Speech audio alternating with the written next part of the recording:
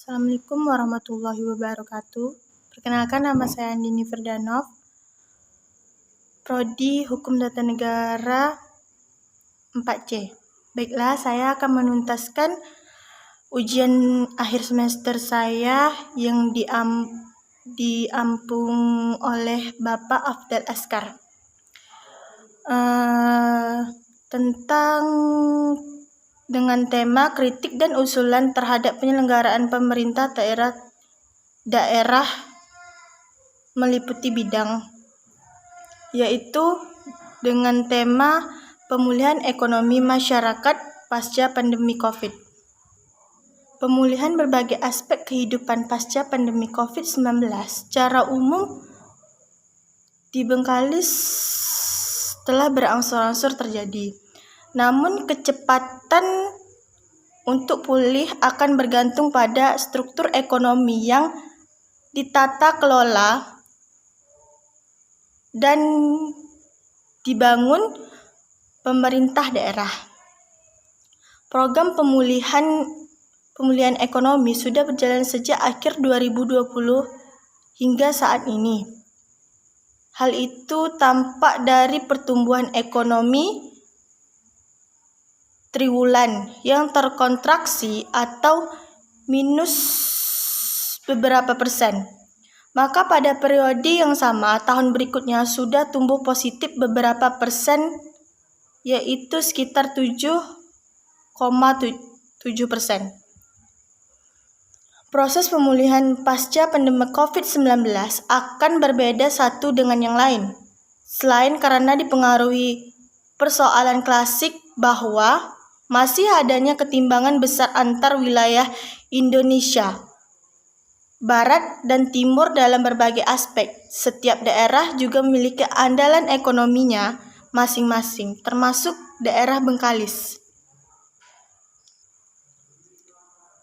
Kita yang masih menghadapi persoalan pandemi COVID-19, yakni dependensasi dan ketergantungan.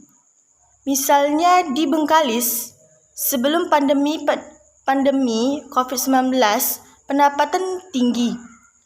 Tapi saat pandemi terjadi, penurunan drastis, lalu kemunculan varian virus yang baru memberikan sentimen negatif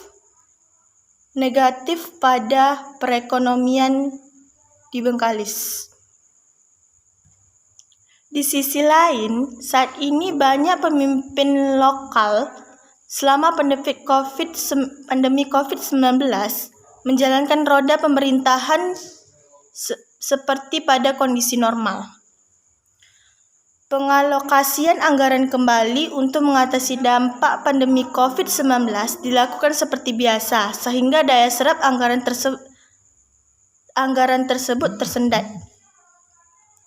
Di sisi lain juga, untuk mempercepat pemulihan daerah pasca pandemi COVID-19, diperlukan pelibatan banyak pihak, termasuk masyarakat sipil dan sektor swasta. Selain itu, kepala daerah juga diharapkan tidak hanya berorientasi pada pertumbuhan ekonomi, tetapi juga memperhatikan aspek sosial dan lingkungan sekitarnya.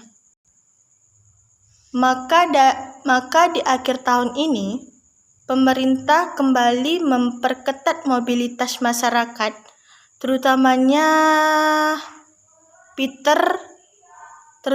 di Bengkalis. Peter memperkirakan tidak akan memengaruhi psikis masyarakat sehingga menimbulkan semacam ketakutan.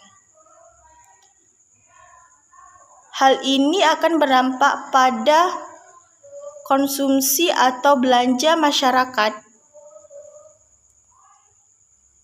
yang diyakini akan tetap terjaga, meski di sisi lain diharapkan gelombang ketiga pandemi tidak akan terjadi. Demikian pula dari sisi ekspor diharapkan tetap membaik.